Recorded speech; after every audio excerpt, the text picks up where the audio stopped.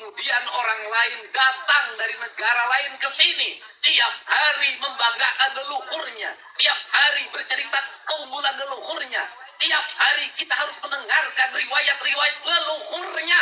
Setelah itu kita bermahabbah pada mereka, menghormati mereka, mendewa-dewakan mereka, dan kita menganggap diri kita lebih rendah dari mereka.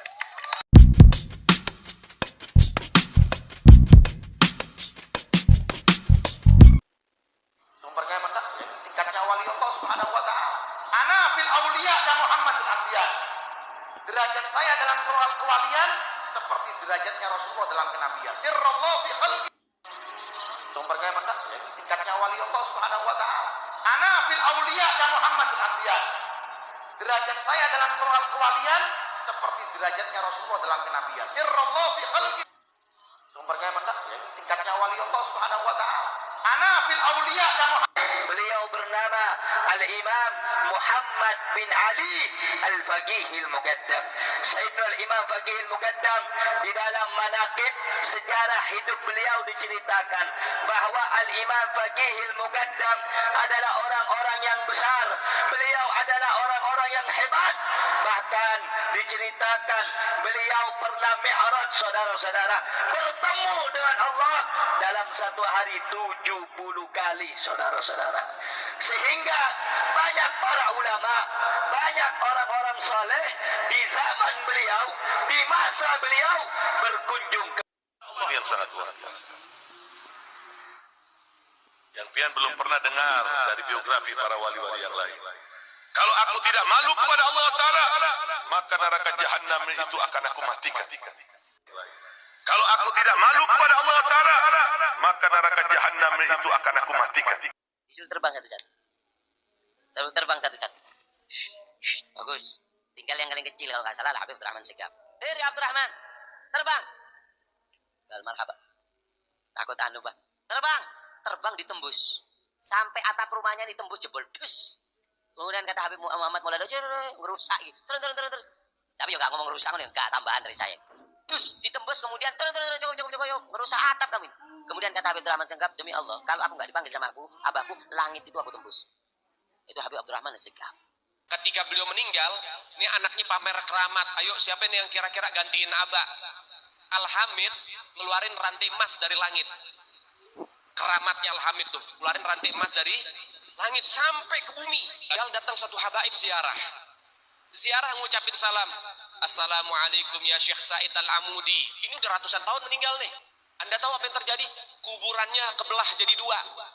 Bangkit itu Syekh Said Al-Amudi amma jasad-jasadnya. Dia katakan, Waalaikumsalam warahmatullahi ya ahlul baitur Rasulillah. Kemudian diambil tangan itu Habib, dia cium tangan, kemudian akhirnya balik lagi ke kubur, masuk lagi. Ada muridnya Habib Salim Jindan namanya Abdurrahman. Sholatnya berantakan. Maksiatnya luar biasa. Ibadah kocar kacir. Tapi cinta banget sama Habib Salim Jindan. Beliau itu kalau dia jualan ubi rebus, kacang rebus tengah malam tuh pakai gerobak. Tuh kadang-kadang Habib Salim Jindan hampir setiap malam ngegodain dia. Pedagang, iya beb, bungkus semuanya man, bawa ke rumah. Iya beb, dibungkus semuanya. Gak komplain, bukan hanya dibungkus, dianterin ke rumah Habib Salim Jindan. Gak lama Maman meninggal. Habib Salim Jindan dikabarin sama muridnya, beb, Maman meninggal. Innalillahi. Datang Habib Salim Jindan, ngeliat tuh jenazah tuh. Beliau ambil kertas kecil, kotak. Beliau tulis, Ademan, gue tahu lo ibadahnya berantakan, tapi lo cinta sama dzurriyyat Nabi Muhammad, ikhlas dari dalam hati. Nanti kalau malaikat munkar nakir datang nanya pertanyaan kubur, jangan lo jawab man, lo kasih surat dari gue, lo masuk surga tanpa hisab. Ya, orang Pakistan juga mancung, orang Irak juga mancung, orang Suriah juga mancung. Kita nggak bisa membedakan mana yang suku Hijaz, mana yang suku Irak, mana yang suku Yaman. Sama aja begitu. Makanya buang feodalisme dalam Islam. Tidak ada seperti itu dalam Islam. Nabi sendiri yang berkata, yang bersabda, seandainya Fatimah mencuri, aku yang akan memotong tangannya. Begitu jelasnya hukum Islam. Putri Nabi sendiri, apalagi sudah 14 abad. Jadi jangan sampai ngaku suka ada. Orang yang ngaku-ngaku Habib datang ke pesantren apa? Minta uang, minta perempuan. Sampai Kiai Bapak waktu itu Dia sembunyi tiap datang Habib itu. Dia sembunyi bilang ke Habib itu, kiainya lagi nggak ada. Sampai gitu. Cik, Bapak Ibu sekalian, tahu nggak mana turunan Nabi mana bukan? Udah 14 abad gitu teh. Jangan asal Keluarganya sendiri. Ini perampok-perampok kuburan. Ada kuburan yang sudah punya nama, tapi hanya ada 3 nama ke atasnya. Kemudian datang seseorang, ditambah-tambahin nama-nama yang tidak ada kaitan dengan nama yang sebenarnya, dengan keluarga kita. Kemudian sejarah itu pun kemudian bergeser, bukan ke leluhur kita, tetapi ke leluhur orang lain. Dan kemuliaan itu kemudian menjadi kemuliaan orang lain. Leluhur kita tidak lagi punya kemuliaan.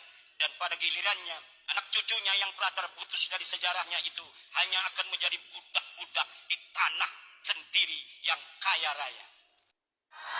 Sampurasun. Paralun anu kasuhun meninggali nu di pamrih ajrik kapihatur kahiyang rumuhun. Mengawasa jagat berang, mengawasa jagat peuting. Alam karasa, alam karampa, alam bihari, alam kiwari, alam poesi. Saya akan mentranslate dalam bahasa Indonesia karena nanti ada YouTube, ada Instagram yang mungkin harus dilihat oleh seluruh orang Indonesia yang setiap hari sering mengikuti saya. Malam hari ini saya memberikan pesan pada kita semua bahwa apa yang saya ucapkan tadi pada awal pembukaan itu bukan kalimat yang tanpa makna. Itu adalah kalimat yang mengikatkan diri kita dengan pertama kedua orang tua kita, kedua dengan leluhur kita, ketiga dengan semesta yang menjadi jalan hidup kita. Kenapa saya ungkapkan Pak Aceng Kudus Ketua Gerindra Kabupaten Subang? Ada yang hilang dari pikiran dan rasa orang Sunda.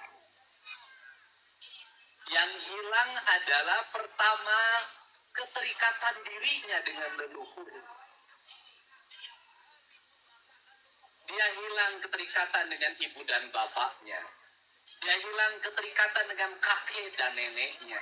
Dia hilang keterikatan dengan buyutnya, dengan baunya, dengan jangwarengnya, dengan udeg-udegnya, dengan kaisiurnya terlalu jauh.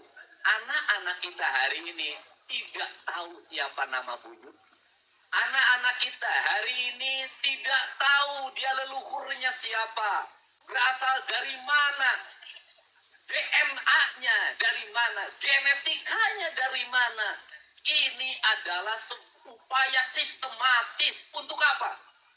Untuk menghilangkan ikatan emosional, terutama orang Sunda dengan leluhurnya. Kemudian orang lain datang dari negara lain ke sini, tiap hari membanggakan leluhurnya, tiap hari bercerita keunggulan leluhurnya, tiap hari kita harus mendengarkan riwayat-riwayat leluhurnya.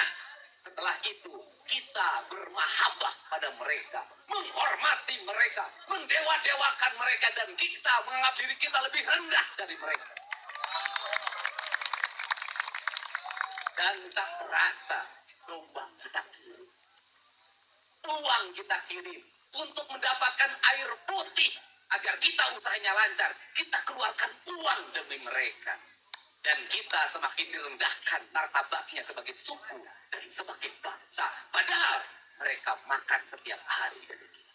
Cerita-cerita dalam setiap hari yang kita dengarkan adalah cerita hebatnya leluhurnya orang lain, solehnya leluhurnya orang lain. Dan saya katakan, leluhur kita lebih soleh dibanding leluhur mereka, leluhur kita lebih baik dibanding leluhur mereka, leluhur kita lebih beradab dibanding leluhur mereka, leluhur kita lebih dekat dengan Yang Tunggal, dengan Allah Subhanahu wa Ta'ala dibanding leluhur mereka.